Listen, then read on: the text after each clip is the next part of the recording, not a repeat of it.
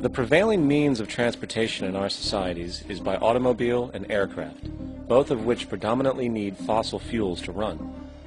In the case of the automobile, the battery technology needed to power an electric car that can go over 100 miles an hour for over 200 miles on one charge exists, and has existed for many years.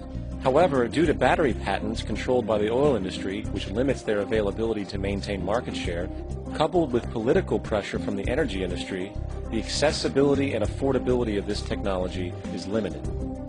There is absolutely no reason other than pure, corrupt profit interest that every single vehicle in the world cannot be electric and utterly clean, with zero need for gasoline. As far as airplanes, it is time we realize that this means of travel is inefficient, cumbersome, slow, and causes far too much pollution. This is a maglev train. It uses magnets for propulsion. It is fully suspended by a magnetic field and requires less than 2% of the energy used for plane travel. The train has no wheels, so nothing can wear out. The current maximum speed of versions of this technology, as used in Japan, is 361 miles per hour. However, this version of the technology is very dated. An organization called ET3, which has connections with the Venus Project, has established a tube-based maglev that can travel up to 4,000 miles per hour in a motionless, frictionless tube, which can go over land or underwater. Imagine going from LA to New York for an extended lunch break, or from Washington, D.C. to Beijing, China in 2 hours. This is the future of continental and intercontinental travel, fast, clean, with only a fraction of the energy usage we use today for the same means. In fact, between maglev technology, advanced battery storage, and geothermal energy, there would be no reason to ever burn fossil fuels again. And we can do this now if we were not held back by the paralyzing profit structure. Now, America is inclined toward fascism. It has a propensity by its dominant philosophy and religion to uphold the fascist point of view. American industry is essentially a fascist institution. If you don't understand that, the minute you punch that time clock, you walk into a dictatorship. We're given notions about the respectability of work, and I really look at it as being paid slavery.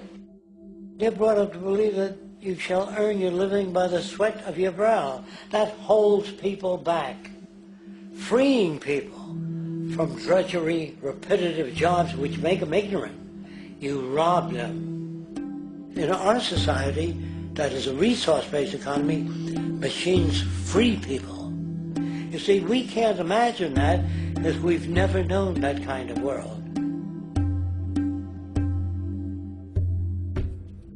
If we look back at history, we see a very clear pattern of machine automation slowly replacing human labor. From the disappearance of the elevator man to the near full automation of an automobile production plant, the fact is, as technology grows, the need for humans in the workforce will continually be diminished. This creates a serious clash, which proves the falseness of the monetary-based labor system. For human employment is in direct competition with technological development. Therefore, given the fundamental priority of profit by industry, people through time will be continually laid off and replaced by machine. When industry takes on a machine, instead of shortening the workday, they downsize. You lose your job. So you have a right to fear machines. In a high-technology, resource-based economy, it is conservative to say that about 90% of all current occupations could be phased out by machines, freeing humans to live their life without servitude, for this is the point of technology itself. And through time, with nanotechnology and other highly advanced forms of science, it is not far-fetched to see how even complex medical procedures could be performed by machines as well, and based on the pattern, with much higher success rates than humans get today. The path is clear, but our monetary-based structure, which requires labor for income, blocks this progress. For humans need jobs in order to survive.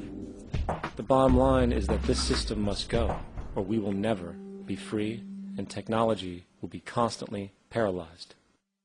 When you have machines that clean out sewers, it frees a human being from doing that. So look at machines as extensions of human performance. Furthermore, many occupations today will have simply no basis to exist in a resource-based economy, such as anything associated with the management of money, advertising, along with the legal system itself. For without money, a great majority of the crimes that are committed today would never occur. Virtually all forms of crime are a consequence of the monetary system, either directly or by neuroses inflicted through financial deprivation. Therefore, laws themselves could eventually become extinct. Instead of putting up a sign, drive carefully, slippery when wet, put abrasive in the highway so it's not slippery when wet. And if a person gets in a car that's drunk and the car oscillates a great deal, there's a little pendulum that swings up and back, and that'll pull the car over to the side. Not a law solution. Put sonar and radar in automobiles so they can't hit one another. Man-made laws are attempts to deal with occurring problems, and not knowing how to solve them, they make a law. In the United States, the most privatized, capitalist country on the planet, it should come as no surprise that it also has the largest prison population in the world, growing every year. Statistically, most of these people are uneducated and come from poor, deprived societies. And, contrary to propaganda, it is this environmental conditioning which lures them into criminal and violent behavior. However, society looks the other way in regard to this point. The legal and prison systems are just more examples of how our society avoids examining the root causes of behavior. Billions are spent each year on prisons and police, while only a fraction is spent on programs for poverty, which is one of the most fundamental variables responsible for crime to begin with. And as long as we have an economic system which prefers and in fact creates scarcity and deprivation, crime will never go away.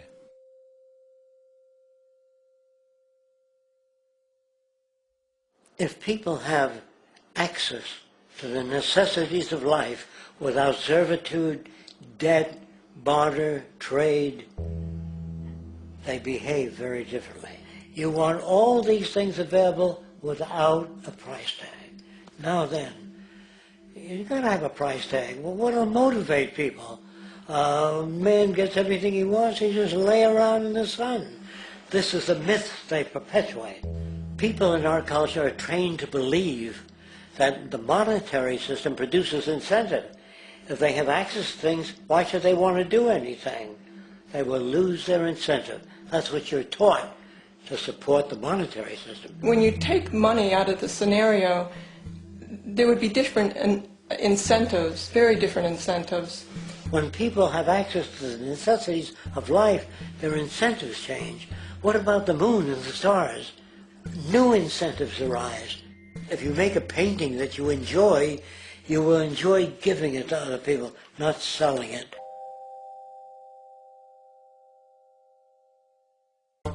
I think most of the education that I've seen today is essentially producing a person for a job. It's very specialized. They're not generalists. People don't know a lot about a lot of different subjects.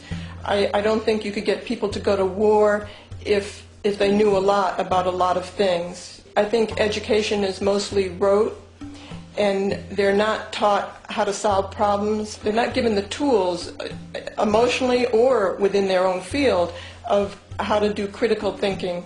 A resource-based economy, the education would be very different. Our society's major concern is mental development and to motivate each person to their highest potential. Because our philosophy is the smarter people are, the richer the world, because everybody becomes a contributor.